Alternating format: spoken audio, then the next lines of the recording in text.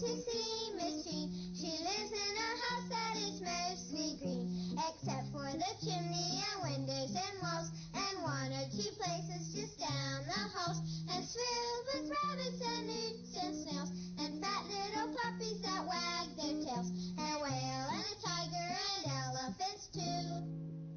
Well, maybe not elephants. Hi, do you like to grow things? There are lots of different ways of growing things in the house and in containers and out in gardens. We're all set to plant our garden at Hodge Podge Lodge today, and I thought we'd try some new things this year, talk about some new ways of growing things. And I've been reading about special ways that people who live in apartments even can grow radishes and tomatoes and things. And I have a new friend who brought us something special to plant in our garden today. Welcome to Hodge Podge Lodge, Michael. Thank you. And what did you bring us? A pepper plant. It looks like 6 pepper plants. Wow.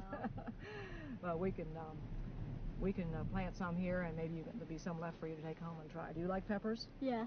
Good, so do I. How about you, Ty and Sarah? Yeah. You ever grown pepper plants? Yeah. They're really good for you and not too hard to grow. And you brought your own trowel. Good. Uh-huh. You live in a house, and do you have a garden? Yes. In the backyard? Uh-huh. What do you grow in it? Well, we grow tomatoes and radishes and cabbage and lettuce. Do you have any problems with, like, rabbits or? No. Good. How about you, Ty? Any gardeners in your family? Yeah. Have you ever been to anybody's house that had a garden and picked anything fresh out of the garden? No. Oh, Except for strawberries. oh, strawberries. Well, where did you do that? On my neighbor's house. How nice. Don't they taste good right off the plants? Mm-hmm. And Sarah, what kind of gardening goes on in your family? Well, we've got peas and tomatoes and radishes. Oh, great. Lettuce and... Who likes the garden best? My father. Your father does lots of outside things, doesn't he? Yeah. I hear he's building a log cabin, too. Yeah. That's great. Well, suppose you lived in an apartment and you didn't have any yard, but just a balcony where you could set things out. I just read a little book called Container Gardening. Planting things in a basket, like an old peach basket, or a plastic tub. Just anything that'll hold the soil and the plant. And you can do wonderful things. I went to the Philadelphia Flower Show this year, and a seed company had brought all kinds of things growing in tubs. That there were squash plants with squashes on them and tomatoes with tomatoes on. It's really amazing what you can do. All you have to do is be sure to have something for the roots to grow in, some fertilizer, and keep it watered. You don't even need real soil. You can use synthetic soil. But if you were going to plant something in this basket, what do you think you'd have to do to keep all the stuff from coming out the cracks? What could you do? You could put it in another container. Right. Can you think of anything else you could do, Sarah? Put rock, gravel in it. Right. How about lining it with a piece of plastic? Yeah. And then you'd still get to look at the basket. Yeah. I like baskets, don't you? They remind me of the Uh-huh. old days when you got everything in the baskets like that. So you could line it with plastic or set it inside something else so you wouldn't have dirt all over your patio or your balcony.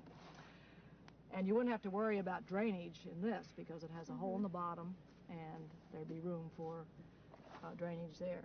But if you were going to use this, you would have to have some place for extra water to get out. So you'd punch some holes right around here, not in the bottom, but right around here, and put some gravel in the bottom, because plants don't like to have their roots soaking wet all the time. So there are a couple ideas if you live in a small place and don't have room like we do to go out and dig up a garden. Another idea that you read a lot about nowadays is mulches. You know what a mulch is? Any of you? No. It's sort of richening the soil when you add it. Some mulches enrich the soil, right, and some of them, the main object of a mulch is to keep the weeds from growing. You know, lots of people love to plant seeds and plants, and then they go away for a week or two and they come back and what's happened? Weeds Weeds are bigger than the plants, and that's sort of discouraging. So if you start out right by using mulches, you can keep the weeds from growing, and you can keep moisture in the ground, and some of the mulches give food to the plants, so you can accomplish three things. Let's go look at my mulch lineup over here and talk about the different kinds before we actually plant anything. Bring your things, Michael.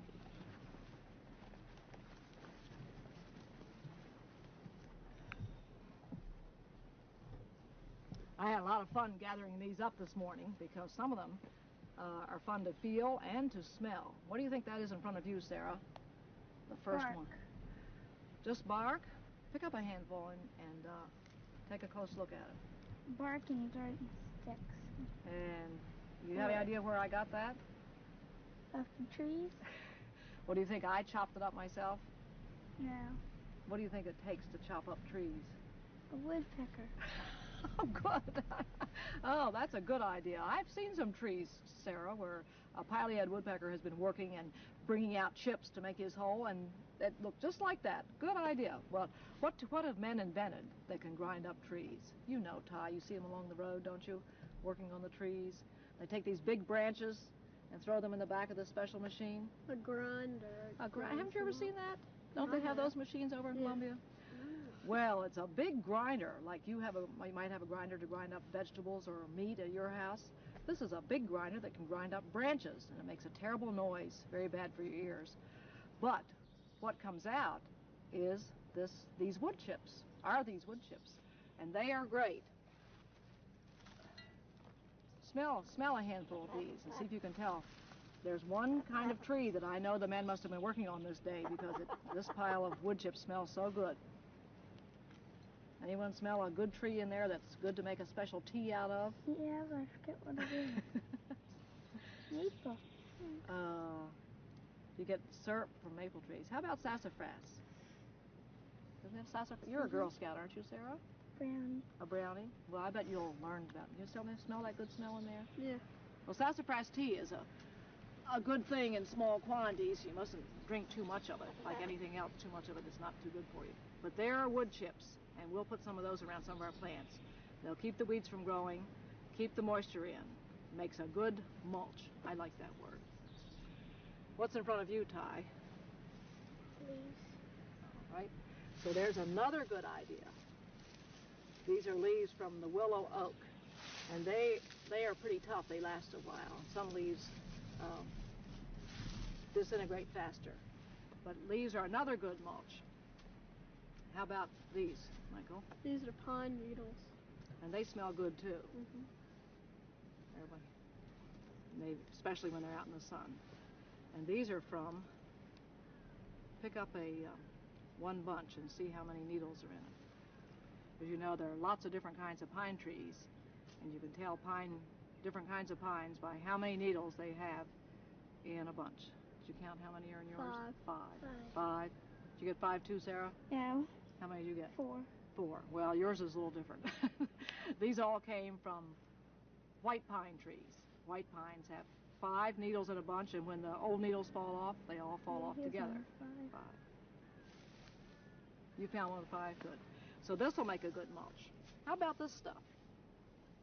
I don't know what that is. You know what that is? Here, take a look at it and see if you can figure it out. You have any idea, Michael? Looks like string. Well, if you pull on it, it falls apart. It doesn't hold together as much as string. It's made from something in nature, though. Roots? Is it roots? Well, it's just another form of wood. But you don't see so much of it anymore. It has a funny name, excelsior. It's just long strings of wood, and it's good for packing things and keeping them from breaking when you're shipping them somewhere. It's also good to put in your chicken's nest so their eggs won't break when you lay them. But it's also good for mulching, right. And down here we have, hay. Well, Straw, right. Straw is yellow, hay is usually green. Straw is good for animals to sleep on, and hay is good for animals to eat. Right. Yeah. But that's all right, Michael. Lots of people have trouble. A lot of my friends have trouble telling hay from straw, but both of them are good for mulch. But you wouldn't want to put good hay on your garden because that would be very expensive. Yeah. You should feed it to your animals. But sometimes farmers mow their fields and they get the hay all cut down, and then a big rain comes and the hay gets all moldy and it's not good for the cows, then you should go see the farmer and say, can I have all your spoiled hay to put on my garden for mulch? And maybe you can get it, sometimes you can get it very cheap that way. So spoiled hay is a good thing. And then this is straw that's been used in the stable where the cows were, so it's a good mulch, and it's also got a lot of good manure in it that'll give food to our plants. And here's something else I got from the kitchen. You recognize those? Coffee beans. Well, ground up coffee beans. And after you've made coffee out of them, they're good to put on your garden too. It takes a lot to keep the weeds down. Okay, is that everything we've got? 1, 2, 3, 6 different kinds of mulches, and there are lots more that you can think of or use. All right, let's go over and really get started and plant something. Bring your plants.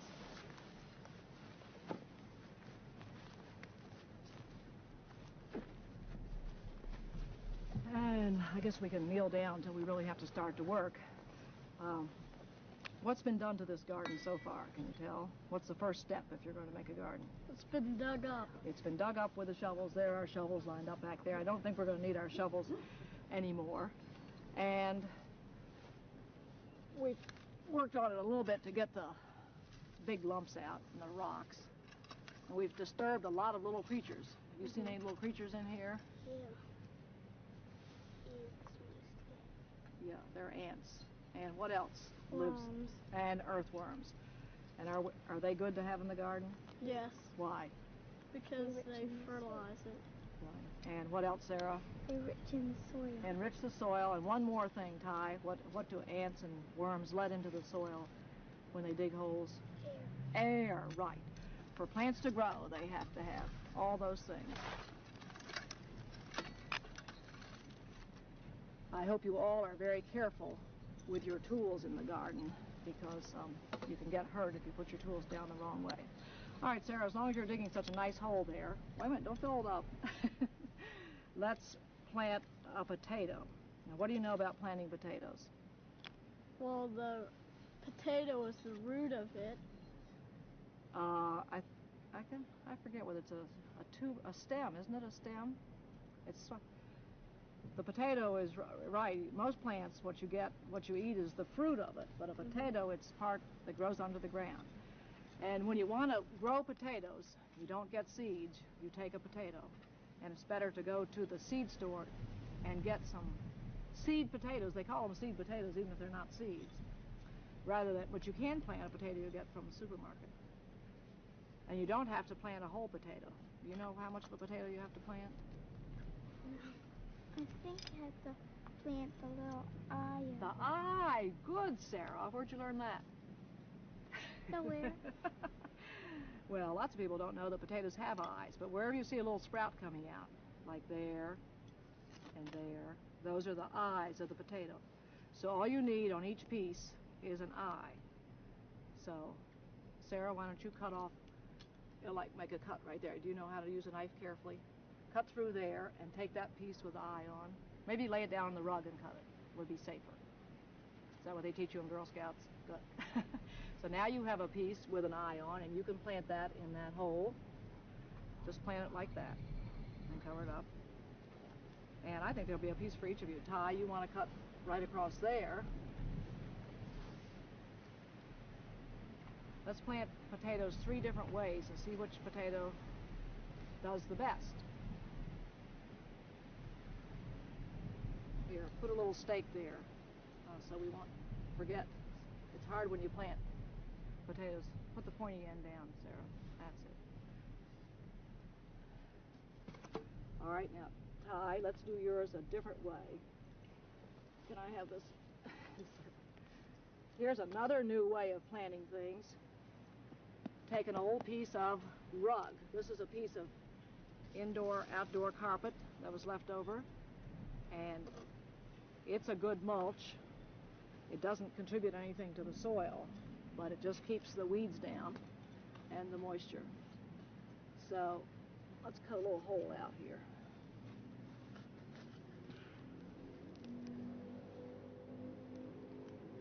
put that right over Ty's potato. Well, plant your potato, then we'll put the hole right over the top, so we'll know where it's going to come up. Yeah, well, why don't you dig a little hole for it, and then we'll plant one without a hole. That's the newest way, not even digging a hole at all. Make it a little deeper than that, Ty. Then the potato will send out lots of roots, and new potatoes will grow on the roots.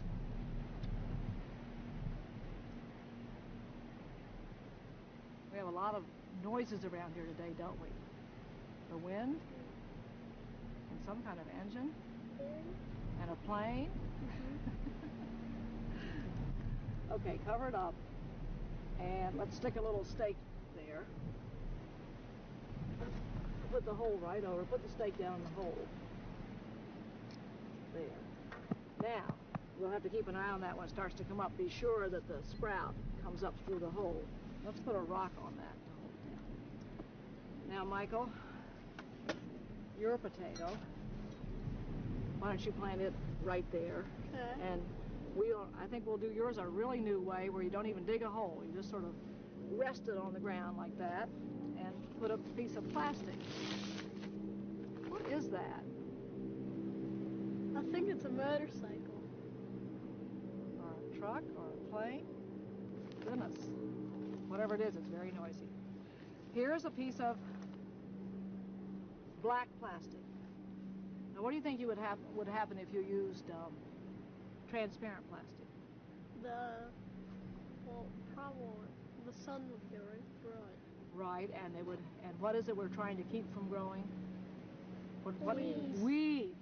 If we use clear plastic, the sun would go right through and encourage the weeds. Yeah. It'd be just like a greenhouse. So, black plastic is better. But you have to put rocks on. Good. See, I had another one around here. And what we'll do is keep an eye on that. And when the leaves start to come up, we'll cut a little hole. We could probably cut a little hole now. Where's that little knife? There's a knife. That's a little dangerous. What happened to the little knife? We planted it. Now, why don't you cut a little hole right over the potato? This plastic is sort of old, so it should be easy. That's it. Okay, so it can find its way. So we planted potatoes 3 different ways, and there are lots of other ways. I read about people who planted potatoes in barrels and just put a lot of straw in the barrel. And another one of my friends planted just the potato peelings under some straw. So there are lots of new ways to plant potatoes. All right, let's try some of your peppers. Okay. Sarah, you dig a big hole over there for a tomato plant, and we'll put some of Michael's peppers right here. Why don't we plant 2 here, and then you can take the rest home and try them in your yard, and you can talk to me, and we'll see who gets the most peppers. Would you get a jar of water for Michael, and 1 for Michael and 1 for Sarah? Ty? Strawberry. Let's put that over there. Thank you. Set one over there by Sarah for she can plant this kind of thing. Okay, now I've got something else here that helps make plants grow. Have you ever heard of compost? Okay, who knows what compost is? I think it's decomposing material and debris. Yeah. Right. Anybody got anything to add to that? Well, it's old grass and stuff that you find when you mow your lawn. Anything else? Ty? Can you think of anything else? Compost? Well, Michael hit the nail on the head. He said decomposing material, and and Sarah was right. Grass and stuff, all things that were once alive or organic or came from something alive. So take a handful of this, hand it over to Sarah, will you, for her hole. And you can dig a hole too, Ty, and we'll find something for you to put in your hole. And if you look at closely in this compost, you'll see it has ground up eggshells and things in it. You just take all your things that are left over in the kitchen, celery tops and carrot tops and eggshells and coffee grounds, and put them in a big pile and put on some manure and some lime, and the rain comes down and adds water, and everything just sort of disintegrates and makes good, rich fertilizer for your plants. So sort of work that around in there. All right, put in one of your pepper plants. Okay. See, oh, good, you know how to get them out without breaking them off. And we probably won't have to put a sign by this because everybody can recognize a pepper plant, right? Mm-hmm. Now here's a tomato plant one of my friends raised for you, Sarah. It's called a Roma. It has those Italian tomatoes on it. You like broccoli, Ty? Yeah. Okay, you want to plant a broccoli? You can just tear the cup off and then you'll have the plant. Did you get some compost for yours? You don't mind getting your hands dirty, do you? No.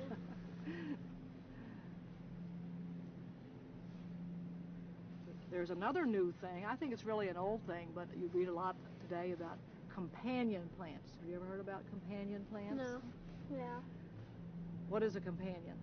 Well, a companion is sort of a partner. Right, or a friend. A partner, but I think that's a better word, a partner. Well, a companion plant is something you plant with another plant that does it some good. Like if you plant onions, I didn't have any onions, but I got some garlic. You plant onions next to certain plants and it keeps the bugs away. So it's a good companion as a partner. It helps it do better.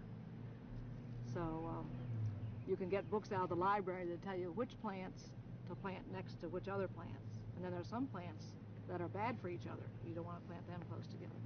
But anything in the onion family is good for keeping bugs away. So I'll stick a couple of these next to the pepper plant. Okay, what else do we have? Oh, corn. Who knows a story about the old days when the Indians used to plant their corn, a trick they showed to the pilgrims about gardening?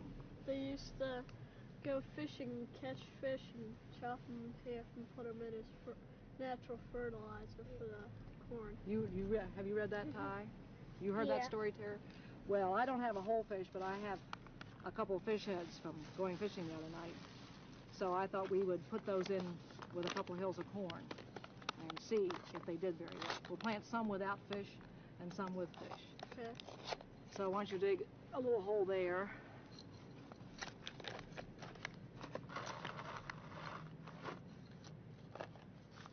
and here are our fish heads. Oh, you're a brave boy. You're not afraid to pick up an old smelly fish head. We'll all wash our hands after gardening, and we'll drop in a couple corn. You cover it up, and I'll find a stake. See, I think I even had one that said corn. There it is. There, okay. Now, what do you think Aurora would like us to plant for him? Sunflower seeds, okay. Why don't you, and they get very tall, Sarah, so why don't you make a little row? Do you know how to make a row with a hoe? Oh, yeah. Let's see. Now, let's make it crossways like this, okay? Like that. There are several different ways of making a row. There's one, and you can go ahead and put some sunflower seeds. Oh, what did I do with them? In there. Plant them about 6 inches apart. That's enough. And do you know this way, Ty, of making a row? You lay the hoe down and walk across it. You want to do that? Just walk on it, and that sinks. That's it. Come back and step on it real hard. How much do you weigh? I don't know. There, so that's one way of making a row to plant something in. Now, that'll do for some very fine little seeds. Let's see what we've got here. That's fine. Oh, how about let's putting some beans in there. They're not very fine, but you can push them down. Give Ty a handful too. Why don't you go up on the other end, Ty? And they plant them about 1 inch apart.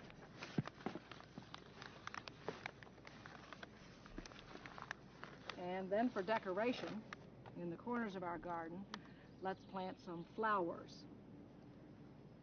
Here, I'll pass you a pansy. You can put it right there in that corner. Because I like to have flowers and vegetables both in my garden. There. And then don't forget to take some water and pour it on. Oh, you already did. Good.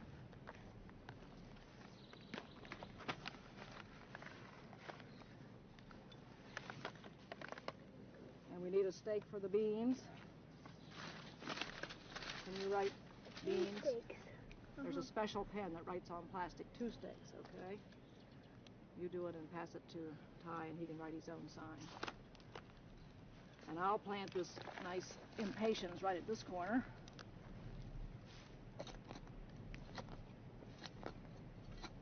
And we'll have a flower and vegetable garden.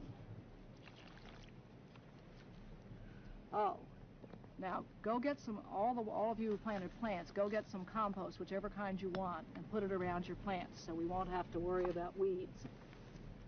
Whichever kind you think would be the best.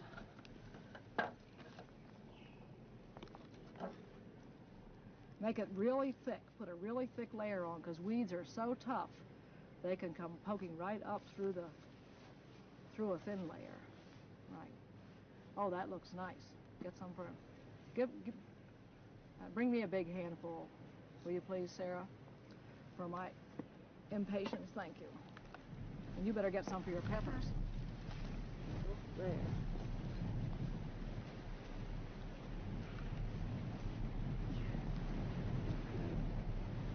So we have a nice row of beans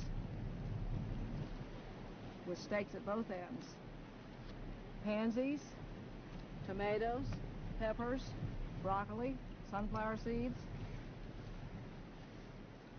and impatiens. I'm glad you could come to Hodge Podge Lodge today and help Ty and Michael and Sarah and me get our garden started. We still have some room to put some more things in. It takes a lot of work to keep a good garden going. Remember to try some new ways of gardening. Try planting things in containers if you don't have much room, or if you have a regular garden, try lots of different kinds of mulches so you won't have to do so much work. You can use newspaper too, and cardboard boxes to help keep the weeds from growing. Have fun with gardening and come back very soon again to see us at Hodge Podge Lodge. Goodbye. Thank you for coming, Michael. Thank you.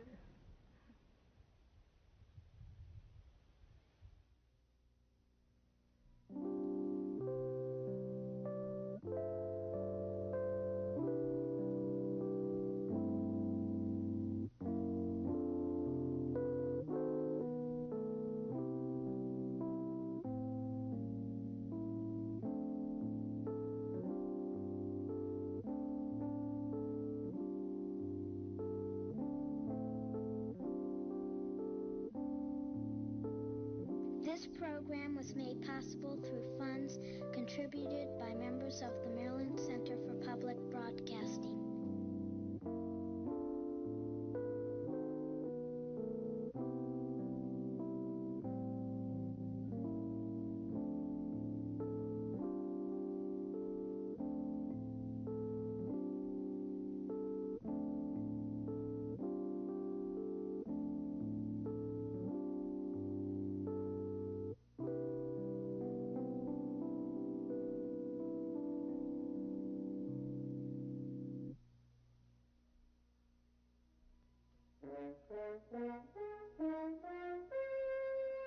Pre-recorded in the studios of the Maryland Center for Public Broadcasting.